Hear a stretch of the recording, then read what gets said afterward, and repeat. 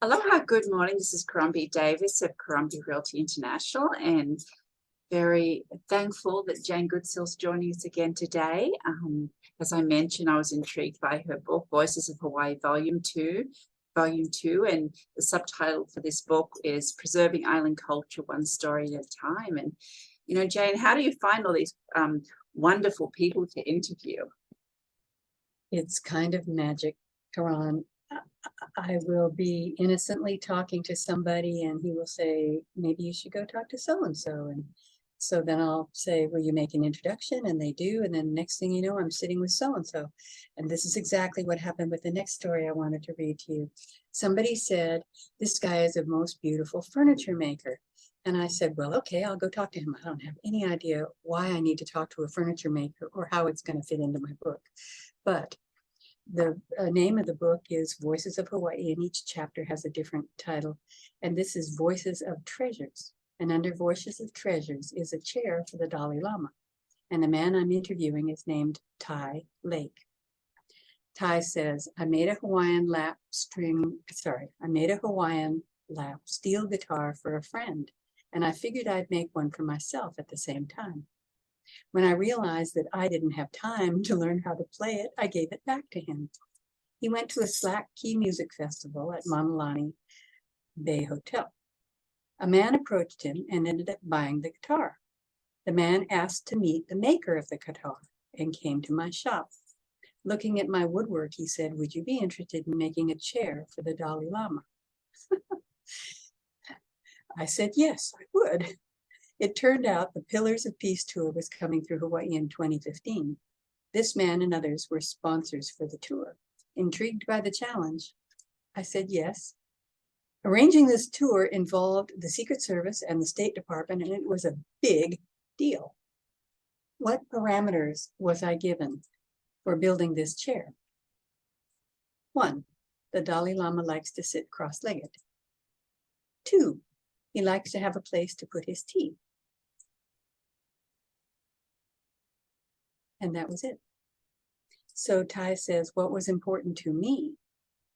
That it be locally made, completely of products from Holualoa, that the chair disappear behind the Dalai Lama so as not to distract from his presence, that every surface be carved slightly so as not to reflect photographic flashes, that the chair hold his presence even when he was not in it. Now you can show the chair. The poet chair I designed is wide and simple, with places for the Dalai Lama to put his tea.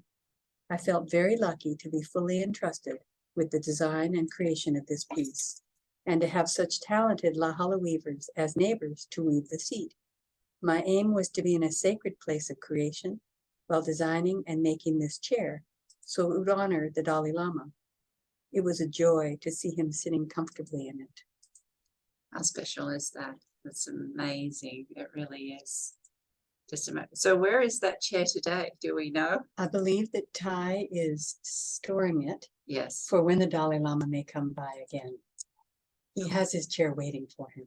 Nice. It's holding his presence. It's holding his presence. Okay. Isn't it amazing how creative people can be? Look how beautiful that is too. I never would have thought of this idea of slightly curving every surface so as not to reflect photographic flashes. Interesting. Who would even think of that? And how many furniture masters are there out there? There's not a lot. It turns out that there are 2 of them in this book. So they have different aspects. One is a restorer of old furniture. This one is a maker of new furniture. I was at Hala Mall the other day, and there's a interior shop there now, which I believe is rather new, and they have local furniture artists and a beautiful monkey pod table and chairs, just stunning, very well priced compared to what I've seen in LA.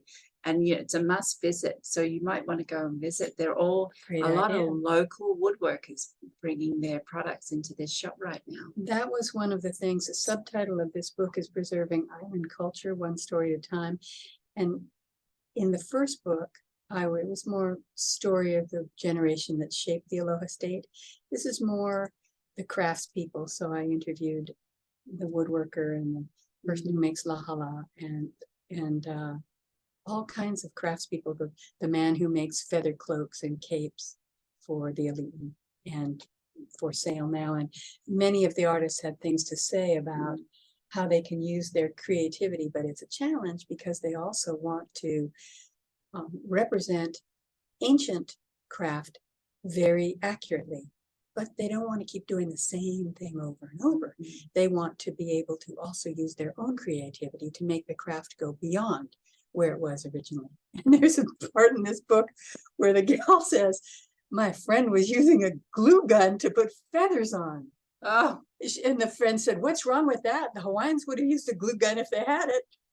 that's Which great. may be up for debate, but you see the artist dilemma is an interesting one. Yes, Mm. no, I hear.